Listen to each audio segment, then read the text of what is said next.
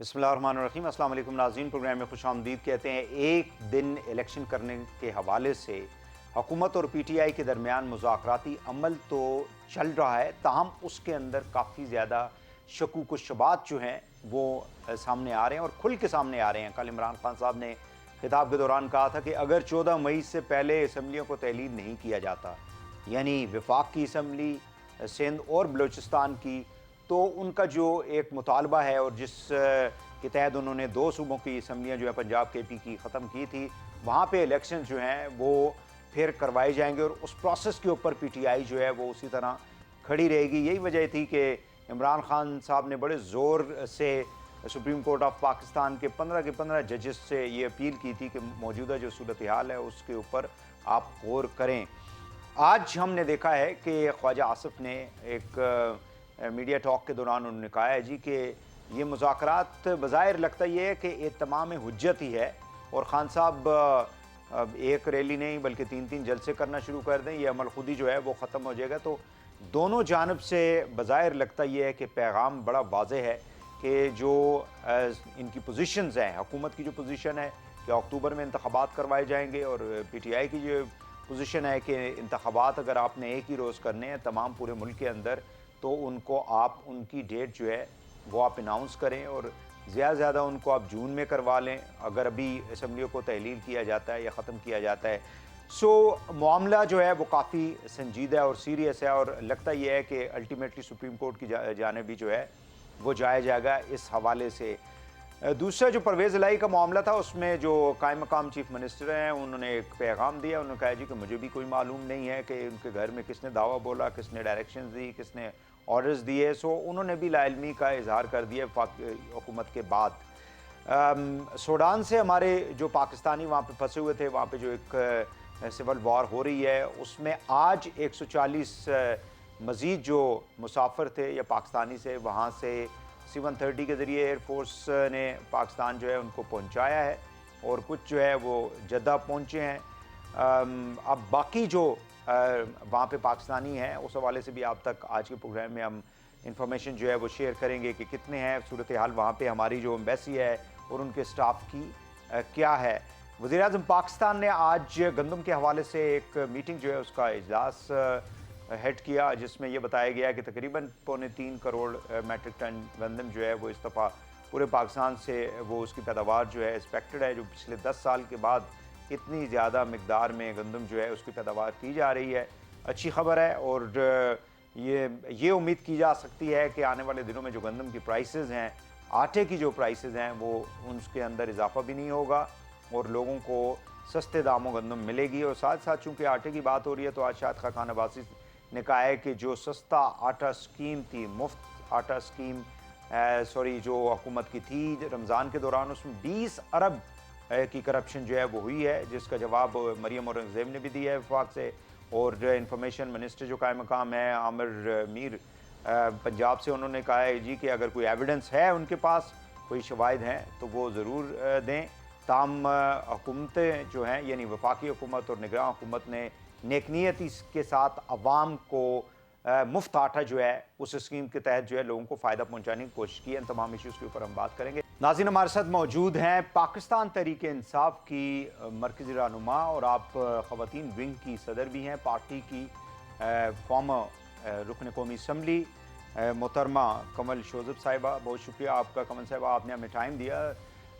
कल इमरान खान साहब ने जो ख़िताब किया था अपने वर्कर्स के साथ वीडियो लिंक के ज़रिए, उसमें उन्होंने एक बड़ी इम्पॉर्टेंट बात कही मुज़ाकरात के हवाले से कि 14 मई से कबल जो है अगर इस हुकूमत ने असम्बलियाँ ना तोड़ी तो इसका मतलब ये होगा कि फिर जो इंतखाबात दो सूबों के अंदर पीटीआई चाह रही है वो ज़रूर फिर होने चाहिए। और उसके लिए फिर ज़ाहिर है कि इमरान खान साहब जो हैं वो जो भी उनकी स्ट्रैटेजी है, अभी तो आप लोग यकम को कर रहे हैं यानी कल जो है एक रैलीज 3 शहरों के अंदर निकाल रहे हैं। आज ख्वाजा आसिफ ने जो है वो कहा है जी कि ये जो मुज़ाकरात हैं ये इत्माम हुज्जत है और खान साहब जितने जल्द से करना चाहते हैं कर लें। तो बज़ाहिर लगता यह है कि दोनों जानब इस बात का इदराक है कि इन मुज़ाकरात से कंसेंसस डेवलप नहीं होंगे।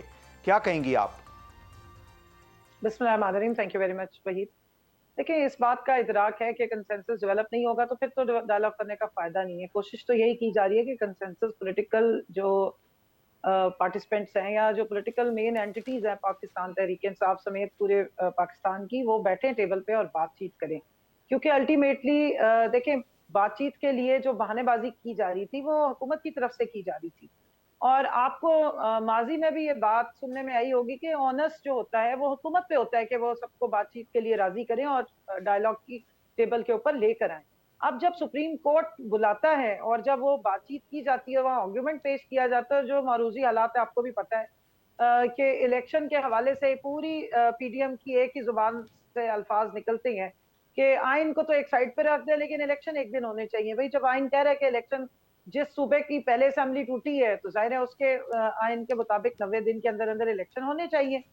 सो जब वो सारी बहानीबाजी होती है और जब क्या कहते हैं, सुप्रीम कोर्ट अगर कह रही है कि भाई आप डायलॉग कर सकते हैं और आपको करने चाहिए, तो फिर वो उस वक्त बहानेबाजी करते हैं कि जी हम तो डायलॉग करना चाहते हैं, पीटीआई नहीं आना चाह रही। तो एक तो वो भी हुज्जत तमाम हो रही है कि पीटीआई तो बड़ा सीरियसली बहुत अरसे से पीसफुली एक आइन कानून के फ्रेमवर्क में रह के बिल्कुल डायलॉग करना चाहती है, लेकिन जो बात खान साहब ने की वो इसलिए इंपॉर्टेंट और रेलेवेंट है कि आप पीटीआई को कान काट के और नाक पकड़वा के तो नहीं कोई काम करवा सकते ना। अगर 14 मई की आपके ऊपर ऑब्लिगेशन है और वो आइन आप पे रिस्ट्रिक्शन डाल रहा है और सुप्रीम कोर्ट आइन की तर्जुमानी करते हुए उसकी महाफिज होते हुए बता रही है कि आपने इस दिन पे इलेक्शन पंजाब का भी करवाना है और केपी का उसका फॉलोड बाई 10 डेज के बाद जो बनता है, तो उससे आप राय फरार इख्तियार करने के लिए अगर सिर्फ झांसा देने के लिए डायलॉग्स करेंगे तो ऑब्वियसली फिर वो वाकई एक इत्माम हुज्जत भी नहीं होगा, एक खाम खा की हुज्जत बन जाती है। लेकिन अगर इनकी वाकई सीरियसनेस है और अगर ये चाहते हैं कि मुल्क में एक टाइम पे सारे इलेक्शंस हो कि जो आइन की रिस्ट्रिक्शन बिल्कुल नहीं है वो इनकी एक ख्वाहिश है, तो उसके फिर आइनी तरीकेकार निकाले जा सकते हैं। अभी आप लोग कल खान साहब ने दोबारा से यानी सुप्रीम कोर्ट को ज़्यादा उन्होंने स्ट्रेस करके बात की और बज़ाहिर लग यही रहा था कि वो कोई इतने पुरुमीद नहीं है इन मुज़ाकरात से, इसलिए उन्होंने कहा कि मैं 15 के 15 जो मुअज़्ज़ज़ सुप्रीम कोर्ट के जजेस हैं उनसे अपील कर रहा हूँ, उनसे दरख्वास्त कर रहा हूँ कि वो मुल्क के हालात को इस वक्त जो हैं उनको देखें। तो इसका मतलब ये हुआ कि आप लोग totally from election point of view dependent है इस वक्त सुप्रीम कोर्ट ऑफ पाकिस्तान के फाइनल डिसीजन से, या जो भी उन्होंने कहा है जी कि हम राइटिंग के अंदर कोई डायरेक्टिव नहीं दे रहे। लास्ट जो हियरिंग हुई थी इलेक्शन के हवाले से और चीफ जस्टिस साहब ने कहा था कि हम इसके ऊपर राइटिंग के अंदर जो है वो अब देंगे कोई डिसीजन। देखिए, जो चीफ जस्टिस साहब या सुप्रीम कोर्ट ऑफ पाकिस्तान ने जो पहले 14 मई का डिसीजन दिया था उसमें कोई चेंजेस नहीं आई हैं और एक और पिटीशन लेकर गए थे शाखावर साहब के जी एक ही दिन में इलेक्शंस होने चाहिए, उसको डिसमिस किया गया है क्योंकि सुप्रीम कोर्ट ऑफ पाकिस्तान जो है वो आइन के मुताबिक और कानून के मुताबिक उसके फ्रेमवर्क में रह के ऑपरेट करती है ना। वो पंचायत तो नहीं लगाते और ना ही वो इस तरह के ऑर्डर्स देते हैं कि जो आइन से बाहर के हों और किसी की ख्वाहिशात पर या उनके दिल के जो अरमान और हसरतें उनके ऊपर मबनी है। हम क्यों डिपेंडेंट है? क्योंकि पाकिस्तान की आवाम इस वक्त सुप्रीम कोर्ट की तरफ देख रही है कि आइन की इम्प्लीमेंटेशन को अगर कोई चीज इंश्योर कर रही है या कोई इंस्ट्रूमेंट स्टेट का अगर इंश्योर करा है तो वो सिर्फ इस वक्त सुप्रीम कोर्ट ऑफ पाकिस्तान है। और वही वजह है कि ये फंसे हुए हैं क्योंकि ये आइन शिकनी कर रहे हैं, इनको अच्छी तरह पता है, आइन के तमाम आर्टिकल्स को ये निगेट कर रहे हैं, इनको पता है कि इलेक्शन लड़ने हैं। और मैं अपनी बात नहीं करती, मैं इमरान खान की बात नहीं करती, मैं शाह महमूद या किसी और की या ख्वाजा आसिफ की बात नहीं करती। आप नवाज शरीफ के क्लिप्स उठा के पढ़ें, वो लगा दें, आप पढ़ने क्या है दिखाएं आप अवाम को। जिस वक्त यूसुफ रजा गिलानी के खिलाफ मेमो गेट में और दूसरे उसमें मामलात में वो गए थे काला कोट पहन के और वो नाअहल हो रहे थे, तो उस वक्त वो सुप्रीम कोर्ट के हक में कैसे बयान देते थे, वो इलेक्शन करवाने के लिए क्या क्या बयान देते रहे। 1 मिनट भी इलेक्शन आगे नहीं जा सकते पे उनके कितने माशाल्लाह कितनी अच्छी अच्छी तकरीरें हैं।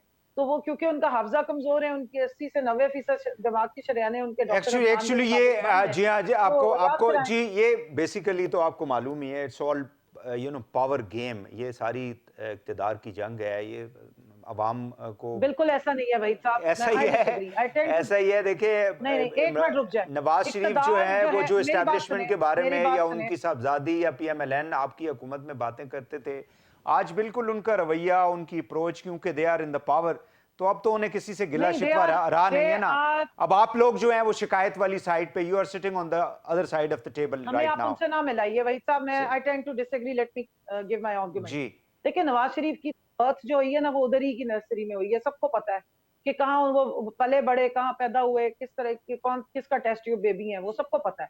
और बाद में वो अचानक से उन्होंने एक वो जो ढोंग रचाना शुरू कर दिया कि जी मैं बड़ा नजरियाती हो गया हूँ, वोट को इज्जत दो। लेकिन जिसका डीएनए वही हो, वो किस तरह चेंज हो सकता है? हमने तो 27वां अभी हमारा यौम तासीस गुजरा है, हमने तो बड़ी मेहनत की है, स्ट्रगल की है। मुझे तो किसी जीएचक्यू ने रिकमेंड नहीं किया था, ना मुझे इमरान खान साहब को किसी जीएचक्यू को लेकर अगर आना होता तो मुशर्रफ ने तो बहुत पहले ऑफर्स की थी। तो एक स्ट्रगल के बाद एक अवाम के जब बलबूते लेकिन पे इल्जाम तो इमरान अवाम जो खान सिलेक्ट साहब के करके ऊपर है ना बलबूते कि उनको उनको 2010 इल्जाम लगाने 11, वालों का, जी हाँ 11 के बाद जो है मेरी जिस बात तरह की, से उनको जो इल्जाम लगाते हैं आज सपोर्ट आपने किया उनको गया, देखा है धरना माशाल्लाह करवाया कितनी। गया, फिर उनको लाया गया, वो नहीं, तो ऐसा आपको नहीं, पता मेरी है। बात मुझे जी अर्ज करने देना। जो इल्जाम लगाते हैं उनके पास माशाल्लाह किलो किलो की वो डब्बियां हैं पॉलिश करने वाली, जिससे वो पॉलिश करते हैं। मैं इससे ज्यादा कुछ नहीं कहूंगी, मैं सिर्फ इतना कहूंगी कि अगर पॉलिटिकल जो पर्सन है या पॉलिटिकल पार्टीज हैं वो इलेक्शन से भाग रही हो तो उसका क्या मतलब? हम्म, आपने अगर सिलेक्ट भी होना है या कुछ और भी करना है तो तरीका मोडस ऑपरेंडाई उसका क्या है?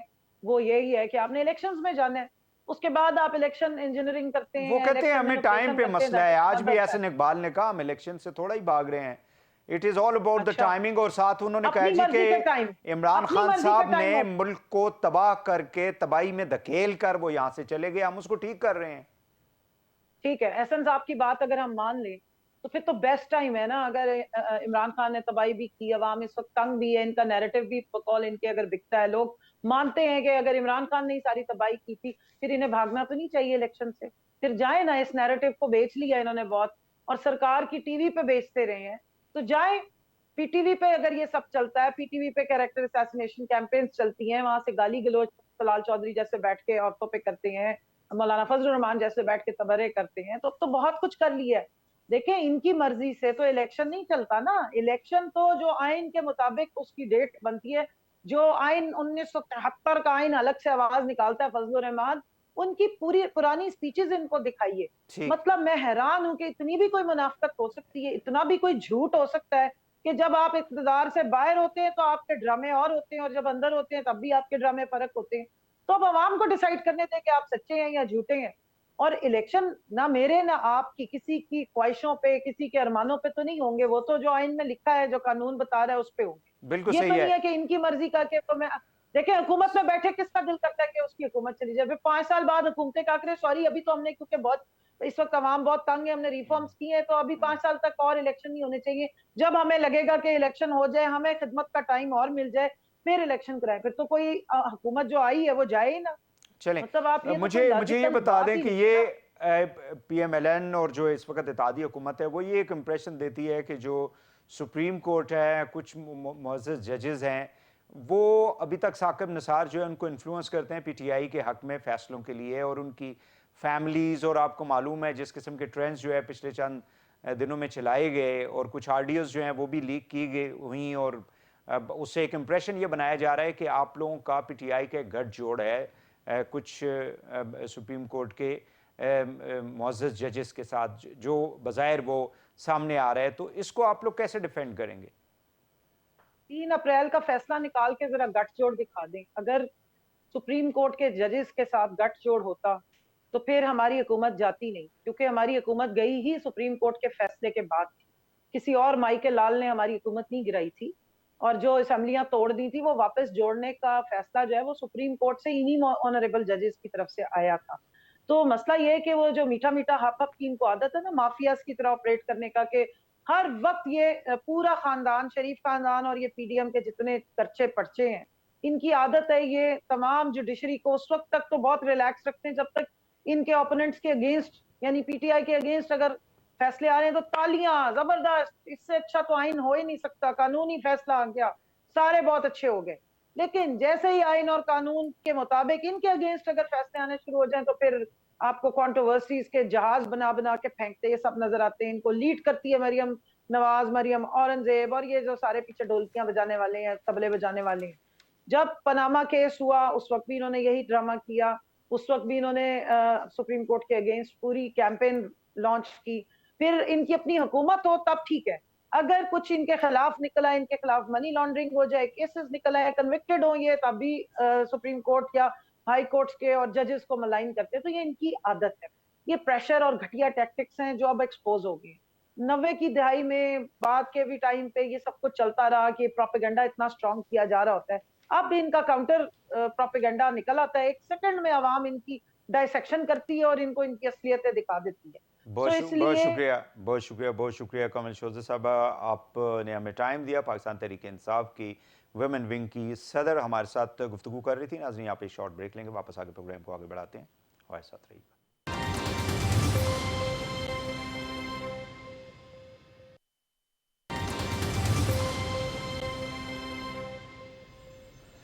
Welcome back.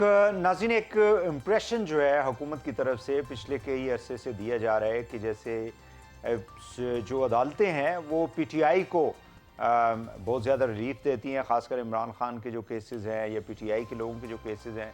तमाम दूसरी जानब जो है वो नवाज शरीफ साहब, मरीम साहिबा और जो अपोजिशन के लोग थे पीएमएलएन के या पीपल्स पार्टी के, उनको वो रिलीफ नहीं मिला। और एक इम्प्रेशन ये भी दिया जा रहा है कि जैसे जो साबिक चीफ जस्टिस ऑफ पाकिस्तान से साकिब निसार, वो अभी तक इन्फ्लुएंस कर रहे हैं अदलिया के अंदर, और वो पीटीआई के हक़ में फ़ैसलों के हवाले से जो है वो अपना असर रसूख जो है वो इस्तेमाल कर रहे हैं। इस हवाले से ज़रा गुफ्तगू करेंगे कि जो पार्लिमान है उसकी जो पावर्स हैं, सुप्रीम कोर्ट की जो पावर्स हैं, और पिछले दिनों में हमने पार्लियामेंट के अंदर भी एक डिबेट जो है वो देखी थी जिसमें सुप्रीम कोर्ट के जजेस को जो है वो काफ़ी ज़्यादा तनकीद का निशाना बनाया गया। इस हवाले से बात करने के लिए हमारे साथ मौजूद हैं आबिद ज़ुबैरी साहब, आप सदर हैं सुप्रीम कोर्ट बार एसोसिएशन के। बहुत शुक्रिया ज़ुबैरी साहब, आपने हमें टाइम दिया। सबसे पहले तो ये बताएं कि क्या ये पार्लिमान वर्सेस सुप्रीम कोर्ट जो है, ये जो सूरत हाल इस वक्त हमें दिखाई दे रही है ख़ासकर हुकूमत की जानिब से, ये किस तरफ जा रही है? Do you think this will help out हमारी जो आइन के अंदर पावर की जो तकसीम है तीन इदारों के अंदर, क्या उसका जो एक स्पिरिट है उसको फुलफिल कर रहा है ये या नहीं? बिस्मिल्लाहिर्रहमानिर्रहीम, बहुत शुक्रिया बुलाने का मुझे। देखिए, आप बिल्कुल बजा, आपने बहुत अच्छी बात की। देखिए, हर किसी की अपना एक रोल दिया हुआ है आइन के अंदर। पार्लियामान का अपना है, वो कानून साज़ी मुकन्नना है, कानून साज़ी पार्लियामान का काम है। अदालतों का काम है इंसाफ करना और कानून और आइन की तशरीह करना, और जब वो तशरीह कर दें वो सब पे, मुझ पे, आप पे, पार्लियामान सब पे बाइंडिंग होता है जी। ये है रोल जुडिशल पावर जो कहलाती है कोर्ट्स की। एग्जीक्यूटिव की पावर है कि वो हुकूमत वक्त होती है, वो अपनी वो एग्जीक्यूट करती है ऑर्डर्स, और ये वो जो सारा हुकूमत चलाती है, फाइनेंस और ये सब चीज़ें। तो ये तीनों चीज़ों का अपना है। लेकिन जो मैं देख रहा हूँ इस तरह की जो क्लैश हो रहा है, देखिए पहले मैं आपको बताऊं, पार्लियामान के अंदर जजों का कंडक्ट, जजों के बारे में बहस नहीं हो सकती। ये आर्टिकल 68, तो सबसे पहले पार्लियामान ने ये एक विद अटमोस्ट रिस्पेक्ट और पूरी ह्यूमिलिटी एट माई कमांड, ये सही बात नहीं हुई कि जिस तरह से जजों पे वहाँ हमला किया गया और कहा गया कि मखसूस बेंच बनाया जाता है। लेकिन वो और तो ये कहते हैं कि जजेस को हम इस्तिकाक कमेटी में जो है वो हम तलब करेंगे, बुलाएंगे। कहने की बात भाई साहब, कहने की बात एक होती है, लेकिन मैं नहीं समझता जजों को इस्तेकाक कमेटी बना सकते हैं कि ये कभी नहीं हुआ। जजों का अपना एक मुकाम है, उनको आप नहीं समन कर सकते। पर देखिए, सुपीरियर, सब एक चीज़ आपको याद रखना चाहिए, हर चीज़ कहते हैं पार्लियामेंट इज सुप्रीम, कोई कहे सुप्रीम कोर्ट इज सुप्रीम या गवर्नमेंट इज सुप्रीम। नो, आईन पाकिस्तान सुप्रीम है। आईन पाकिस्तान के नीचे ये तीनों इदारे काम करते हैं। तीनों इदारे जो हैं, आईन ने इनको क्रिएट किया है, तो यह आईन इन सब पे ऊपर लागू होता है। आईन में कोई इस तरह की प्रोविजन नहीं है कि आप सिटिंग जजेस ऑफ द सुपीरियर चलें, कोर्ट्स ये को तो आप बुला तशरीह का सकते मसला है ना, हर बंदा अपनी ख्वाहिश के मुताबिक जो है या अपनी हैं। नहीं, मैं अंडरस्टैंडिंग के आपको मुताबिक या मैं अपनी सोच के मुताबिक जो मैं है जी भाई वो साहब, तशरीह करता है। जी मैं कोई आम उसकी तरह से तशरीह नहीं कर रहा। मैं एक जी, वकील की हैसियत से आपको तशरीह करके ठीक अपना ओपिनियन दे रहा हूँ। ये ठीक। आपके ओपिनियन हो सकता है, लेकिन जी हर कोई तशरीह नहीं करता। तशरीह जो होती है, वो जो मैं आपसे जब बात करता हूँ या कोई और वकील आपसे बात करेगा, वो जजमेंट्स और आइन वगैरह को सामने उस तनाजुर में बात करता है। जो मैं बिल्कुल आपसे सही। बात कर रहा हूँ, उसका मतलब ये है कि मेरे हिसाब से जजों को बिल्कुल नहीं अब बुलाया अब जा मुझे सकता। ये जुबैर साहब तौहीन ये अदालत काइंडली ये बताइएगा तौहीन कि ये जो अदालत के ज़िम्मे, जी ये तो आइन अदालतों ने अभी तक बहुत तहम्मुल से काम लिया है कि सही उनकी जिस तरह से उनकी तस्दीक की जा रही है जलसों के अंदर, और पार्लियामान के अंदर भी उनकी ऊपर तनकीद जारी है आर्टिकल 68 के बारे में। आपको याद होगा सूरी साहब ने जब रूलिंग दी, आर्टिकल 69 होता है, 68 का 69 आर्टिकल है जिसके अंदर पार्लियामान की प्रोसीडिंग्स को चैलेंज नहीं किया जा सकता। वो उस वक्त की सुप्रीम कोर्ट बार के सदर ने पार्टी के उस पे उन्होंने उसको चैलेंज किया और लोगों ने सुओ मोटो, इन्हीं जजों ने सुओ मोटो लिया और उनकी उस रूलिंग को सेट असाइड किया। उस वक्त वो That's why I सही say था। कि everybody, give a kind of interpretation according to their, their own requirement या अपनी likes dislikes को सामने रख के ये जो 8 जो रुकनी इस वक्त एक बेंच बना है जिन्होंने supreme court of Pakistan practice and procedure act 2023 को जो है उसको देखना है और अभी उसकी समाअत भी शुरू हो जाएगी। इस हवाले से भी अभी तक लग ऐसे रहा है कि कुछ लोगों को उस पर एतराज़ भी है, हुकूमत के लोगों को, हुकूमत जो है वो उसको तनकीद का निशाना भी बना रही है कि पार्लियामेंट जो है वो सुप्रीम है, वो कोई भी कानून साजी कर सकती है इस हवाले से। और 2 नुक्ते हैं उसके अंदर, आपको मालूम है मुझसे ज़्यादा, एक है बेंचेस फॉर्मेशन और दूसरी जो है आर्टिकल 184(3) जो सुमोटो का पावर्स हैं चीफ जस्टिस साहब की। नहीं, देखिए 2-3 चीज़ें हैं उसके अंदर। देखिए पहली बात, इसमें कोई शक नहीं है कि पार्लियामान का काम कानून साजी है। वो आइन साजी भी कर सकते हैं जब अमेंडमेंट करते हैं उसकी कॉन्स्टिट्यूशन की, सही। According to the constitution. दो इनके रोल्स होते हैं, आइन साजी भी कर सकते हैं और कानून साजी भी कर सकते हैं। लेकिन दोनों चीज़ें जो करेंगे वो आइन का जो इख्तियार है उसके अंदर रह के कर सकते हैं। ठीक वो है। कोई ऐसी कानून साजी नहीं कर सकते जो आइन से बता। फॉर एग्जाम्पल देखिए, हमारी यहाँ कुछ चीज़ें प्रोविंसेस के पास हैं। हमारी यहाँ एक ही फेडरल लेजिस्लेटिव लिस्ट होती है जिसपे अंदर जो सेंट्रल पार्लियामान है वो उसके ऊपर कानून साजी कर सकती है। कुछ चीजें सूबों के पास है, आज वो उस पर कानून साजी नहीं कर सकते। अगर वो कानून साजी करेंगे तो वो इलीगल होगा, वो कर ही नहीं सकते। इसी तरह वो सुप्रीम कोर्ट की पावर को कम नहीं कर सकते, बढ़ा सकते हैं। ये एंटी 55 है, ये उनकी फेडरल लेजिस्लेटिव लिस्ट होती है जिसके अंदर उनको करना होता है। और ये यही वो लॉ है, उनको देखना होगा क्या है ये इस तरह से जो रूल सुप्रीम कोर्ट ने खुद बनाए थे उसके अंदर ये अमेंडमेंट पार्लियामान कर सकती है नहीं। ये है इशू जो डिसाइड होना है। हो सकता है कोर्ट मुड़ के कहते ये कर सकते हैं, हो सकता है कोर्ट कहे कि नहीं, आप पार्लियामान की पावर रूल आइन 355 को पढ़ के, आप आर्टिकल 175 को पढ़ के आप ये कानून साजी है, ये कानून साजी जो आप करने जा रहे हैं ये आइन के तसादुम होगा, ये आप हमारी जुडिशल पावर्स को कम नहीं कर सकते। तो ये सब इशू हैं जो अब 2 का वो केस लगा हुआ है। देखिए तनकीद तो अब तो ये रवायती तय हो गई है कि कोर्ट बात करते तनकीद। यहाँ तक मैंने सुना आपके चैनल्स पे तकारीर हुई कि जी हम 3 मेंबर बेंच के फैसले को नहीं मानते, हम 4-3 के फैसले को मानते हैं। मतलब कि ये जी अब ये हो गया कि कौन से फैसले को माना गया। सुप्रीम कोर्ट चाहे वो 1 जज फैसला करे, 50 जज करें या 100 जज करें, फैसला सुप्रीम कोर्ट का होता है। सुप्रीम कोर्ट फैसला मुझ पे, आप पे, सब पे हम पाबंद हैं, उसके नहीं करेंगे कंटेम्प्ट होती है। और चले अब जुबैर जी को हो गया। जुबैर साहब अब एक डिफरेंट क्वेश्चन करूंगा, यानी it is related to the law and judiciary but it has a political angling. अब जैसे ये आरडीओज जो हैं वो सामने आ रही हैं जिसके अंदर जो हैं वो जजेस की फैमिली या कुछ लोग जो हैं, या जैसे साकिब निसार साहब को बार बार इम्प्लिकेट किया जाता है कि he is influencing the courts ताकि वो पीटीआई के हक में जो है वो फैसले दें। ये किस हद तक सुप्रीम कोर्ट की जो इंडिपेंडेंस है या सुप्रीम कोर्ट की अपनी जो फंक्शनिंग है उसको मुतासर भी कर सकती है या चैलेंज करती है ये चीज़? देखिए मैं पहले बात इस बात की मुखालफत करूंगा और मुझे अफसोस है, और मैं इसकी करूंगा कि एक साबिक चीफ जस्टिस सिटिंग कोर्ट पे कोई इन्फ्लुएंस कर सकते हैं। नेचुरली उनकी अपनी एक इज्जत होती है, वो साबिक चीफ जस्टिस ऑफ पाकिस्तान है, उन्होंने एक फैसला दिया, वो आपको पसंद नहीं आया तो इस पर उनकी तनकीद की जाती है। और हर तरह से अगर वो कोई उनसे ओपिनियन लेता है तो वो उसकी बात। देखिए ऑडियो की कोई लीगल हैसियत नहीं है, वो मुझे आप अपने मकसद के लिए आप इस्तेमाल करें। यह सुप्रीम कोर्ट का फैसला है और खुद पार्लियामान ने एक कानून बनाया जिस पे वो खुद भी पढ़ लें ज़रा उसको। पार्लियामान का कानून है फेयर ट्रायल एक्ट, कि अगर आप किसी की ऑडियो को चलाना भी चाहते हैं तो आपको हाई कोर्ट से परमिशन लेनी पड़ेगी। तो ये पार्लियामान का बनाया कानून है, इसको ज़रा पढ़ लें, फेयर ट्रायल एक्ट 2013। फिर एक जज, आपको याद हो अरशद मलिक जज के केस में फैसला आया कि अगर किसी तरह की कोई ऑडियो आ जाती है उसको किस तरह से आपको साबित करना होगा। यहाँ तो सबूत आता नहीं। लोग फर्ज करें आपकी फैमिली एक बात करती है जिससे आपका कोई ताल्लुक नहीं होता, लेकिन वो आपकी शख्सियत के बारे में बात होती है, क्या इससे साबित होगा कि आप उससे इन्फ्लुएंस होते हैं? ये देखिए ना, ये चीजें तो कोई बात नहीं कि उनकी फैमिली ने बात की तो वो इन्फ्लुएंस हुए। एक साबिक चीफ जस्टिस साहब ने बात की, उससे वो जज इन्फ्लुएंस हो जाएंगे। और देखिए आपको याद होना चाहिए एक जो हमारे यहाँ हमेशा सबसे बड़ी लिटिगेंट जो है अदालतों में हुकूमत होती है, और हुकूमत के गलत फैसले ये उनके खिलाफ मैं आप आम आदमी भी चैलेंज कर रहा होता है उनको कि ये फैसला गलत आ गया। अब एक पीटीआई एक ऑपोजिशन में उनके खिलाफ वो एक्शन हो रहा है, तो वो जाके अगर अदालतों को अप्रोच करती है और अदालतें उनको रिलीफ देती है, इसका मतलब ये उनको रिलीफ नहीं देती। हमने देखा हर जमाने में जब मुस्लिम लीग नून या पीपल्स पार्टी जिस जमाने में कभी भी इन पे बुरा वक्त आया तो इन्हीं अदालतों से उनको रिलीफ मिली। लोगों को 8-8 साल के बाद टाइम बार्ड केसों के उनके केस खुले।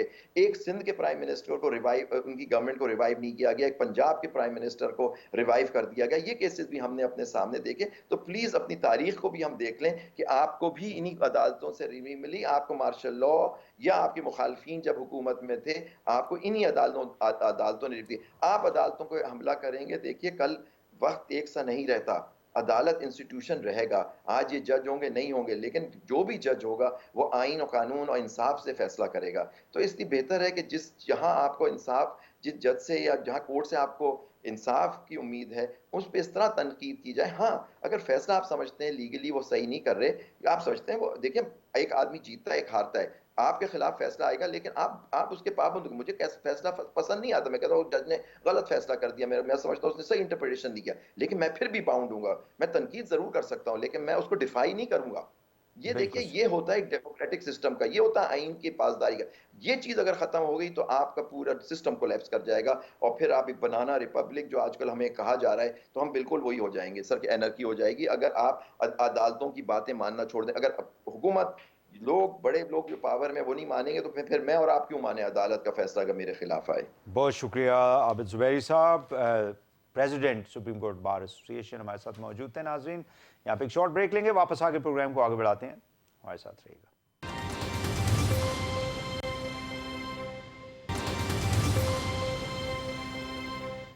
Welcome back. नाज़रीन, आपको मालूम है कि फॉर्मर जो पंजाब के चीफ मिनिस्टर हैं, जब परवेज़ इलाही साहब, उनके घर में जो दावा बोला था एंटी करप्शन वालों ने, और फिर उसके बाद जो सूरत हाल पैदा हुई, वफाक ने कहा है जी कि हमारा तो इससे कोई ताल्लुक़ नहीं है। और आज जो है वो कायम मकाम चीफ मिनिस्टर जो हैं, उन्होंने कहा है जी मैं तो मदीना में हूँ और मैं अभी ये मालूमात इकट्ठी कर रहा हूँ, इन्फॉर्मेशन जो है इसको कलेक्ट कर रहे हैं, हमने कोई इस किस्म की डायरेक्टिव्स नहीं दी। ताहम जिस तरीके से ये सारा कुछ किया गया, ज़ाहिर है कि वो नामुनासिब भी है, और ऐसे लग रहा था जैसे कोई दहशतगर्दों के ख़िलाफ़ कार्रवाई की जा रही है। इस वक्त हमारे साथ मौजूद हैं डॉक्टर ज़ैन भट्टी साहब हैं, आप तर्जुमान हैं परवेज़ इलाही साहब के, उनसे हम गुफ्तगू करते हैं, पूछते हैं कि लेटेस्ट क्या है। बहुत शुक्रिया डॉक्टर साहब, आपने हमें टाइम दिया। ये बताएं कि क्या इस वक्त सूरत हाल है, क्योंकि काफ़ी ज़्यादा कन्फ्यूजन पाई जाती है इस सारे मामले के अंदर, डिस्पाइट द फैक्ट कि आप लोग कोर्ट से, आप लोगों ने ज़मानत भी ली हुई थी और कोर्ट ने यानी प्रिवेंट किया हुआ था, मना किया हुआ था किसी भी कार्रवाई करने से या उनको अरेस्ट करने के हवाले से। उसके बावजूद जिस किस्म की कार्रवाई हुई है, इसके पीछे आप लोगों की मालूमात के मुताबिक कौन है? हमारी मालूमात के मुताबिक जी वही लोग हैं जो 3 माह के लिए सिर्फ डे टू डे बिजनेस को रन करने आए थे, निगरान सेटअप को, लेकिन उन्होंने जो है वो 3 माह में सिवाय पॉलिटिकल विक्टिमाइजेशन के जो है वो और कुछ भी नहीं किया। और जो है वो यानी आप मोहसिन नकवी साहब की बात कर रहे हैं? बिल्कुल, निगरान पंजाब हुकूमत जो है, जो कि पीडीएम के टोले को जो है वो उनके सबऑर्डिनेट हैं। निगरान हुकूमत जो पंजाब की है वो वफाक हुकूमत की सबऑर्डिनेट है, और जो है वो उनके ही हुक्म के ऊपर जो है वो मैं समझता हूँ उनको ही खुश करने के लिए। यानी आप कहना चाह रहे हैं कि निगरान हुकूमत एक्सटेंशन ऑफ फेडरल गवर्नमेंट है? जी बिल्कुल है, और इसमें कोई शक भी नहीं है। बल्कि जरदारी साहब भी कह चुके हैं वजीर आला निगरान के बारे में, जो वो रिमार्क्स रखते हैं वो भी हम सबको पता है। और जो है वो निगरान वजीर आला ने भी जो है वो किसी किस्म की जो है वो कोई भी, आप जमान पार्क में देख लें कि जो वाक़यात हुए, आप चौधरी परवेज़ इलाही साहब की रहायशगाह के ऊपर देख लें कि ये जो बड़ा, मैं समझता हूँ कि जमहूरी तारीख में जो है वो एक बदनुमा दाग है कि चौधरी परवेज़ इलाही साहब जैसे मुदब्बिर सियासतदान और उनकी रहायशगाह के ऊपर जो है वो इस तरह बख्तरबंद गाड़ी ने जिस तरह गेट तोड़ा, मीडिया की तमाम DSNGs ने लाइव कवर किया और देखा है कि बिल्कुल शीशे तोड़े, खवातीन के ऊपर जो है वो जुल्म तशद्दुद किया, मुलाजमीन को हिरासा किया, उनको हिरासत में लिया, उसके बाद जो है वो उन्होंने जो है वो घर में जो है वो हर किस्म की बदसलूकी, बल्कि इंसानी हकूक का भी जो है वो ख्याल नहीं रखा, और चादर और चार दीवारी का तकद्दुस भी जो है वो भी पामाल किया। इस वक्त क्या में अब सूरत हाल है? वो रोड सुना है कि कोई ब्लॉक हुआ है, जो ज़हूर शाहरा है, जो वहाँ आप लोगों के घर, उनकी घर की तरफ जो जाती है। जी, चौधरी रोड जो है वो घर, उधर भी जो है वो इन्होंने इसको सील किया हुआ है, और मैं समझता हूँ कि इर्द गिर्द सैकड़ों घर हैं, और वहाँ पे जो रहायश पजीर लोग हैं, वहाँ के रहायशी, उनके लिए भी जो है वो एक डिस्टर्बेंस क्रिएट कर रही है ऑलरेडी। इवन दे नो कि चौधरी परवेज इलाही साहब जो है वो रहायशगाह के ऊपर मौजूद ही नहीं है, और फिर भी जो है वो इस तरह के जो अटेम्प्ट्स हैं या जो प्रेशरिंग टैक्टिक्स हैं, इस जो इंसिडेंट है इसके ऊपर स्पेसिफिकली जो है वो सारा जो है वो मैं समझता हूँ कि चौधरी परवेज इलाही साहब और चौधरी मोनिस इलाही साहब ने जो फैसला किया इमरान खान साहब का साथ देने का, पीटीआई के साथ चलने का, ये सारी सहूलतें, सारी तकालीफ जो हैं ये सिर्फ उसी का पेशखम है। और मैं समझता हूँ, लेकिन जो है वो हुकूमत पंजाब जो है वो उसके बाद जो तकालीफ आई, लेकिन जो है वो जब एक जगह स्टांस है कि हम इमरान खान साहब के साथ खड़े हैं, तो बस फिर खड़े हैं इंशाल्लाह। चलें, लगता ये है कि बज़ाहिर कि ये पॉलिटिकल विक्टिमाइजेशन हो रही है बकौल आपके। मुझे ये बताएं कि मोनिस इलाही साहब जो हैं वो हुकूमत के ख़ात्मे से पहले, यानी असम्बली डिज़ोल्व होने से पहले ही यहाँ से चले गए थे, और एक स्पेशल उसमें एयरक्राफ्ट में वो उन्होंने तस्वीरें भी कुछ शेयर की सोशल मीडिया के ऊपर। वो क्यों बाहर गए हुए हैं? उनके ख़िलाफ़ भी आप समझते हैं कि कोई है, ऐसे कोई केसेस मौजूद हैं करप्शन के, या कोई मामलात उनके ऐसे ख़राब हैं कि वो पाकिस्तान वापस नहीं आ सकते? अगर करप्शन के केसेस नहीं है तो जिस तरह चौधरी परवेज इलाही साहब के ऊपर बनाया है उस तरह का उनके ऊपर भी कोई बना देंगे। करप्शन के केसेस बनाना जी आज जो है वो कौन सा कोई मुश्किल काम है? एफआईआर पे एफआईआर देंगे। और एक जी और इंसिडेंट में आपके जो है वो प्रोग्राम के नहीं, पहले मोनिस इलाही साहब का बता दें कि वो क्यों बाहर क्यों है, इसी डर से बाहर हैं कि उनके खिलाफ कोई कार्रवाई हो सकती है? कार्रवाई नहीं है जी। चौधरी मोनिस इलाही साहब भी जो है वो अनकरीब इंशाल्लाह ताला पाकिस्तान में होंगे, लेकिन बात सिर्फ ये है कि ये नवाज शरीफ साहब की तरह तो नहीं आप कह रहे, जैसे नून लीग वाले कहते हैं कि नवाज शरीफ साहब बस पहुंचने वाले हैं? ऐसा नहीं है। ये है कि इंशाल्लाह मैं ये समझता हूँ कि ये चॉइस साहिबान का जो इमरान खान साहब के साथ खड़ा रहने का फैसला इसी वजह से। और सेकंड बात मैं ये बताना चाह रहा था कि जो उस दिन इंसिडेंट हुआ है उसके बाद थाना गालिब मार्केट लाहौर के अंदर चौधरी परवेज इलाही साहब पर और उनके मुलाजमीन पर एक और एफआईआर जो है वो काट दी गई है, और उसमें दहशतगर्दी की दफात भी शामिल कर दी है। अब उस वक्त ना तो चौधरी परवेज इलाही साहब मौजूद थे, और कौन सी वहां पे क़यामत आ गई और कौन सी दहशतगर्दी जो है वो चौधरी परवेज इलाही साहब ने कर दी। तो ये देख लें कि जी किस सिमत में जो है वो चीज़ें जा रही हैं। बहुत शुक्रिया डॉक्टर ज़ैन भट्टी साहब, तर्जुमान है परवेज इलाही साहब के।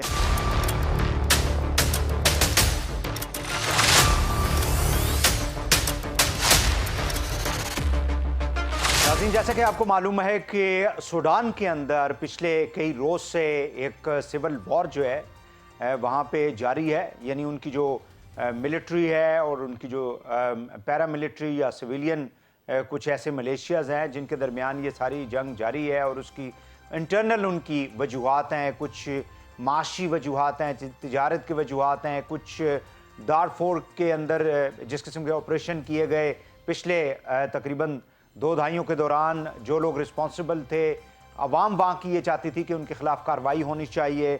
इसके अलावा कुछ और मामलात थे हुकूमत के साथ, मिलिट्री के साथ, जिसकी वजह से ये सारा मामला जो है वहाँ पे शुरू हुआ। हमारा जो कंसर्न है बुनियादी तौर पे वो है हमारा जो सफारत खाने के वहाँ पे ऑफिशल्स हैं उनकी सलामती, और ख़ुसूसन जो पाकिस्तानी वहाँ पे थे जिनके हवाले से बताया जा रहा था कि तकरीबन 1500 के करीब थे। अभी हम एग्जैक्ट जो उसका फिगर है वो भी कोशिश करेंगे अभी आपके साथ शेयर करें। इस पर बात करने के लिए हमने सूडान, खरतूम जो उसका दारुल हुकूमत है सूडान का, वहाँ पे हमारे जो सफ़ीर हैं जनाब मीर बहरोज़ वीगी साहब, उनसे हम गुफ्तगू करेंगे और लेटेस्ट जो इस वक्त सिचुएशन है वो आपके सामने रखेंगे। बहुत शुक्रिया मीर साहब, आपने हमें टाइम दिया। सबसे पहले तो ये बताएं कि टोटल पाकिस्तानी कितने हैं सूडान के अंदर, पूरे सूडान में, और दूसरा कितने पाकिस्तान जो है वो पहुंच चुके हैं? थैंक यू वेरी मच, आपका बहुत शुक्रिया, आपने हमें मौका दिया। हमारे सूडान में सर 1000 से 1200 के तकरीबन जो है पाकिस्तानी यहाँ सूडान में मुकीम है इस वक्त, जो फिगर हमारे पास है। तो कितने पाकिस्तानी वापस आ चुके हैं अभी तक? इस वक्त जो हमने इन्हें निकाला है 852 पाकिस्तानियों को हमने खैर खैरियत से बड़ी खुशअस्लूबी के साथ इन्हें हमने घर पाकिस्तान पहुंचवा दिए जी, जद्दा, और फिर जद्दा से फिर पाकिस्तान, यहाँ से बाय सी भी जा रहे हैं, बाय एयर भी जा रहे हैं। पाकिस्तान, मैं अपने पाकिस्तान हुकूमत का सबसे पहले शुक्रिया अदा करता हूँ, और मैं अपने रब का शुक्रगुजार हूँ कि जिस वजह से सर हमारे एयरफोर्स का जिस तरह अमला ने हमारी मदद की, C-130 और एयरफोर्स के जहाज हमारे FS साहब ने हमें वहां से भिजवाए सर, हमारे फेडरल सेक्रेटरी साहब ने, हमने अपनी हुकूमत की, अपनी मिनिस्ट्री की, अपनी मुफा का शुक्रगुजार हूँ कि उन्होंने बड़ा जबरदस्त तरीके से विद इन 5 और 10 मिनट्स में हमें रिस्पांस मिल जाते हैं वहां से। बहुत शुक्रिया। और ये मुझे बताएं कि जो बहरी जहाज़ों के ज़रिए, ख़ासकर जो फुटेज हमारे सामने आई है वो एक चीनी बहरी जहाज़ है जिन्होंने जद्दा में तकरीबन 200 पाकिस्तानियों को जो है वो पहुंचाया है। तो अब मज़ीद कितने बाकी हैं पाकिस्तानी वहाँ पे, और वो कितने अरसे में आप समझते हैं कि उनको पाकिस्तान वापस लाया जा चुका होगा? मैंने आपको कहा सर, इस वक्त जो हमारे पास जो अभी यहाँ पे जो हमारे पास पहुंचे हुए हैं वो 150 की फिगर सिर्फ बाकी आ रही है। 800 तकरीबन 52 हमने रेस्क्यू करके उन्हें जद्दा भेज दिया। जद्दा में वहाँ हमारे CG जद्दा उन्हें रिसीव कर रहे हैं और बड़ी खुशअस्लूबी के साथ मेहमान नवाजी का किरदार अदा कर रहे हैं वहाँ CG साहब और सऊदी गवर्नमेंट जो है। फिर उसके अच्छा बाद अच्छा, उनकी मुझे जो ये है अच्छा मुझे जी ट्रांसपोर्टेशन बाय बिल्कुल सही है, एयर और बाय हमारे एयर बसेस हो सही गई। है। मुझे ये बताएं कि एम्बेसी के अंदर कोई आप लोगों का यानी कोई ऐसा कांटेक्ट नंबर है, इमरजेंसी कांटेक्ट नंबर, जहां पे कोई फ़ोन करके पाकिस्तान से कोई अपने रिश्तेदारों की, अपने लवाहिकीन की जो है मालूमात हासिल करना चाहें तो उन तक इंफॉर्मेशन पहुंचाने के लिए कोई कांटेक्ट है आप लोगों का? जनाब, हमने यहाँ पे कांटेक्ट नंबर मैंने अपना दिया हुआ है, मेरा कमर्शियल काउंसलर है अताउल्लाह खान साहब, उनका दिया हुआ है, मेरे बिलाल साहब का नंबर दिया है, जो मेरे PA हैं HOC साहब का नंबर उनके पास है। हमने एक आने से जब ये 15 तारीख को ये वाकया शुरू हुआ, हमने उससे पहले ही ऐप बना चुके थे कि किन किन लोगों को पाकिस्तान जाना है, वो डेटा हमारे पास मौजूद था। तो उसके साथ साथ हमने तमाम नंबर अपनी शेयर किए हैं, सब उसी पे ही कॉन्टेक्ट कर रहे हैं, और हम यहाँ 24 आवर्स अवेलेबल है उनको, 24 आवर्स। चलें, अब हमारे सबसे बिल्कुल सही। अच्छा मुझे ये बताएं मीर साहब कि जो हमारा सफारत खाना है उसकी जो प्रोटेक्शन, जाहिर है कि ये एक सिविल वॉर है, इस सिचुएशन के अंदर आप लोगों के अमले की, उनकी फैमिलीज जो हैं, आप लोगों के साथ जो ऑफिशियल्स हैं, उनकी सिक्योरिटी जो है उसको कैसे इंश्योर किया जा रहा है? सर इस वक्त जो है हम वहां से पोर्ट सूडान में आ चुके हैं, हम खर्तूम से मूव कर चुके हैं ठीक। पोर्ट सूडान की तरफ, और हम यहाँ ऑपरेशन कर रहे हैं पोर्ट सूडान से। अपना हमारा कैंप ऑफिस जो है वो पोर्ट सूडान में है, हम यहाँ से ऑपरेशन कर रहे हैं। तो चूंकि मैं खुद खर्तूम और आया था तो मैं पोर्ट अपने साथ सूडान में कितना डिस्टेंस है, कितना मतलब दूर है वो वहां से? ये 1200 किलोमीटर से जायद रास्ता है, जिसे हमने 10 बसों पे, मैं खुद लाया था बंदों को अपने साथ, 10 बसेस हमने किए थे जो मैं खुद इसका अपने मतलब साथ ये लाया हुआ था। कि आपका जितना भी डिप्लोमेटिक इस वक्त स्टाफ है, सिफारती जो स्टाफ है, वो मूव कर चुका है वहां से, यानी जो कॉन्फ्लिक्ट जोन है वहां से आप लोग बाहर हैं? जी, हम इस वक्त जो है पोर्ट सूडान में, हम यहाँ उन्हें फैसिलिटेट कर रहे हैं। हमने यहाँ पर अपना लाइजॉन ऑफिसर मुकर्रर किया है, अपने कमर्शियल काउंसलर अपने अताउल्लाह खान साहब को, और वो इनकी देखभाल में लगे हुए हैं। HOC साहब हैं, मेरे PA साहब हैं, और बाकी तमाम स्टाफ इनकी खिदमत में लगे हुए हैं यहीं पर जी। और तकरीबन मैंने आपको फिगर बता दिया है ठीक कि है। अब मुझे ये बताएं कि 852 लोग जा आखिरी चुके हैं। सवाल है आपसे मीर साहब कि आप समझते हैं कि कब तक आप लोग खर्तूम जो है वो शिफ्ट हो सकते हैं, यानी जो डिप्लोमेटिक स्टाफ है, या यहीं पे आप लोग अपना जो है ऑपरेशन जारी रखेंगे यहाँ से? हम अपना ऑफिस यहीं पे, कैंप ऑफिस हाल फिलहाल यहीं पे रखेंगे, और जो ही हालात सही हुए तो फिर हम इंशाल्लाह खर्तूम की तरफ मूव करेंगे, एज पर हमारे एडवाइस, हमारे जिस तरह हमारे FS साहब हमें कहेंगे, फिर जिस तरह हम देखेंगे। अभी तक आप ये प्रेडिक्शन नहीं कर सकते कि हालात कितने दिन में बेहतर हो सकते हैं।